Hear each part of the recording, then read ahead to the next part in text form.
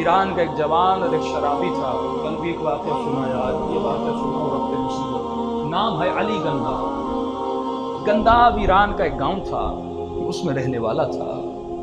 نام کا علی تھا لیکن کردار میں یزید سے فرق تھی. روز شراب پیتا تھا. مولانا کہتے ہیں کہ پہلی دوسری محرم کی رات تھی, میں کہیں پر مجلس پڑھ کے پیدل اپنے گاؤں جا رہا تھا. اب رات کا وقت بہت ہو چکا تھا, چوری ہوتی تھی, ڈاکے لگتے تھے, لوگ مارتے تھے, خوف کی فضا تھی. جیسے گاؤں کے دروازے سے اندر داخل ہوا, میں نے دیکھا علی گنداب وہاں پہ کھڑا ہے. ایک ایسا جوان جو شراب پیتا تھا, بدماش تھا. اس نے کہا, مولوی صاحب رک جی. کہا اتنی رات ہو گئی, کہاں سے آ رہے ہو؟ کہا علی تجھے نہیں پتا, محرم کا چاند دکھ چکا ہے. جگہ جگہ حسین کی مجلس ہو رہی ہے, مجلس پڑھ کے آ رہا, تو مجلس میں نہیں گیا؟ اس نے کہا نہیں, مجھے مجلس میں جانے کی ضرورت نہیں ہے. کہ مجلس میں جا کر کرتے کیا ہو؟ اس نے کہا حسین کے فضائل پڑھتا ہوں, حسین کے بچوں کے مسائل پڑھتا ہوں.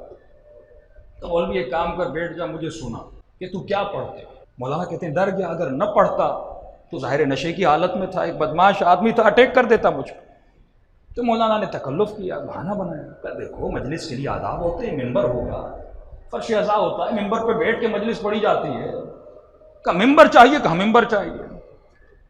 تو علی گنداب نے دیوار کا سہارا لیا اور کمر جھکا دی, جس طرح ہم رکوع میں جاتے ہیں نا, اس طرح رکوع کی حالت میں کھڑا ہو گیا. کہ بیٹھ جا میری پیٹھ پہ, یہ ممبر ہے اور مجھے سنا تو کیا پڑھتا ہے. اب مولانا کہتے مجبور ہو گیا, بیٹھ گیا. 5-10 منٹ مولا حسین کی فضیلت پڑھی. اس کے بعد علی گنداب نے کہا تھوڑے مصائب سنا. کہتے میں نے بہت سوچا کون سی مصیبت پڑھوں, کیا پڑھوں. اچانک ذہن میں آیا کہ علی اصغر کی مصیبت پڑھوں.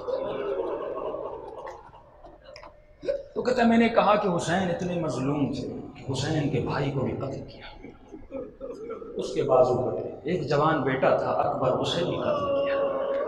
بھتیجا تھا قاسم, مجھے بھی شہید کر دیا. بتاتا گیا. علی گنداب سن رہا تھا, اپنے حال میں سن رہا تھا. کرتے کرتے میں نے کہا کہ حسین کا ایک چھوٹا سا بیٹا تھا 6 مہینے کا, پانی مانگنے گئے اور ظالموں نے اس کے گلے کو بھی کاٹ دیا.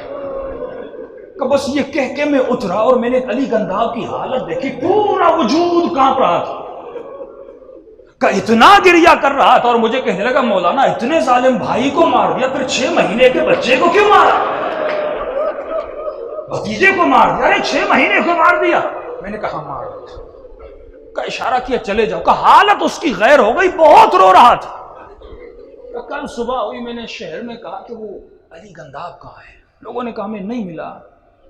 2 دن گزرے, میں نے کہا علی گنداب نظر نہیں آ رہا. رشتہ داروں نے کہا نہیں ملا. اس کے گھر سے پتہ کیا, کا پتہ نہیں. کل رات گھر آیا اور صبح شہر چھوڑ کے چلا گیا, پتہ ہی نہیں کہا ہے. مولانا کہتے ہیں تقریباً کوئی 8-9 سال کے بعد میں نجف گیا. آیت اللہ اصفہانی بڑے بڑے علماء وہاں ہوتے تھے جو پیش نماز مولا علی کے حرم میں نماز پڑھاتے تھے. کہ نجف گیا اور نجف میں صبح کی نماز کا وقت ہوا. اس وقت کے بہت بڑے آیت اللہ اصفہانی, ان کے پیچھے میں نماز پڑھ رہا تھا. نماز پڑھتے پڑھتے میں نے صف اول میں علی گنداب کو دیکھا, پہلی صف میں کھڑا ہے. دیکھا آیت اللہ کے پاس کہ میں نے کہا قبلہ یہ پتہ ہے آپ کو کون ہے؟ کہ نہیں, کئی سال پہلے آیا ہے اور نجف میں اس سے بڑا کوئی نمازی ہے ہی نہیں. کہ تہجد کے وقت میں آتا ہے, اتنا روتا ہے کہ ہم نے ایسا بکا کرنے والا نہیں دیکھا. نماز صبح ختم ہوتی ہے, 1 گھنٹہ سجدے میں جا کر روتا ہے. کہ عجیب منظر ہے, جب پہلے آیا تھا مسجد کوفہ جاتا تھا, مسجد کوفہ عشاء کی نماز سے لے کر صبح کی نماز تک روتا تھا. کہ قبلہ کہتا کیا تھا, کہ رو رو کر کہتا تھا اے خدا اگر تو نے میرا یہ گناہ بخش دیا, دوسرے گناہ کا کیا کروں. اے خدا تو نے یہ خطا بخش دی, دوسری خطا کا. کہ اس سے بڑا بکا کرنے والا ہے ہی نہیں نجف میں. کہ قبلہ یہ پتا کون ہے, کہ کون ہے. کہ یہ ایک وقت ہمارے شہر میں سب سے بڑا شرابی تھا. کہ اس وقت اس سے بڑا کوئی تہجد پڑھنے والا نہیں. اب دیکھیے جب زندگی میں خود کو ایسا بناتے ہو نا, یعنی خود کو جب نقش اہل بیت میں ڈھال دیتے ہو, ایک طرف اہل بیت کا کمال بھی دیکھو, پھر وہ تمہارے ساتھ کیا کرتے ہیں. کہ اچانک اس رات میں نجف میں ایک بہت بڑا آیت اللہ تھا, اس کی طبیعت خراب ہو گئی. لوگ دوڑے آئے آغا اصفہانی کے پاس, غالب اصفہانی صاحب تھے. ان کو کہنے لگے قبلہ وہ جو فلاں آیت اللہ ہے اس کی طبیعت حالت سکرات میں, اور لگتا ہے طبیعت حالت سکرات میں، اور لگتا ہے آج رات ان کا انتقال ہو جائے گا، تو کیا کریں؟ کہ قبر کا بندوبست کریں۔ آقا نے کہا ٹھیک ہے۔ جیسے آپ مولا علی کے حرم میں داخل ہوتے ہیں، علماء کی قبریں آپ نے دیکھی ہوں گی، یہیں دروازے پر آقا اصفہانی نے کہا قبر کا بندوبست کیا جائے، کھدائی شروع کرو، اگر انتقال ہوتا ہے غسل کرنے کے بعد صبح کی نماز کے بعد ہم ان کو یہاں پہ دفن کریں گے، ایڈوانس میں بندوبست کر دو تاکہ دیر نہ ہو جائے، گرمی بہت ہوتی ہے نجف میں۔ قبر کھودی گئی، رات کو بندوبست کیا گیا، کہ صبح کی اذان ہوئی، اذان ہونے کے بعد نماز ہوئی، علی گنداب بھی نماز میں موجود ہے۔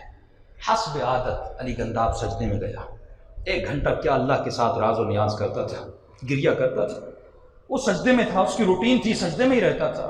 یہاں پر آیت اللہ نے کہا کہ فلاں آیت اللہ کا کیا بنا جس کی طبیعت ناساز تھی؟ کہ قبلہ اللہ نے خیر کیا اور اس کی طبیعت صحیح ہو گئی۔ اب پریشان کہ قبر کھودی ہوئی ہے، قبر تیار ہے، اس کا کیا کیا جائے؟ اتنے میں ایک شخص دوڑتا ہوا ہے، قبلہ کافی عرصہ گزر گیا، علی گنداب سجدے سے اٹھ ہی نہیں رہا، ابھی تک سر سجدے میں ہے، دوڑے دوڑے گئے، اس کو اٹھانا چاہا لیکن کیا دیکھا؟ روح پرواز کر چکی تھی۔ ایک مرتبہ آقا اصفہانی نے کہا کہ جلدی کرو علی گنداب کو غسل دو، کیونکہ اس علی نے اپنے علی کے لیے قبر کا بندوبست کیا ہوا ہے، وہیں پر اس کو دفن کیا گیا۔ جو بھی زائر جاتا ہے، ابتدا دیکھیں کیا ہے لیکن انتہا کتنی سنہری ہے۔ اسی طرح آپ اصحاب پہ چلے جائیں، کربلا کے کریکٹرز میں چلے جائیں، ابتدا آپ دیکھیں گے ابتدا بہت اچھی، ناصر رسول ہے زبیر کی طرح، لیکن انتہا میں دشمن علی بن جاتے ہیں۔ امام فرماتے ہیں مجلس میں آؤ، ان کریکٹر سے اپنے وجود کو بنا۔ فرماتے ہیں کتنے خوش نصیب ہو، دنیا رونے کے لیے بہانے ڈھونڈتی ہے لیکن ان کی آنکھوں میں آنسو نہیں آتے، لیکن یہاں پر ایک حسین کا نام آتا ہے اور دل غم سے بھر جاتا ہے۔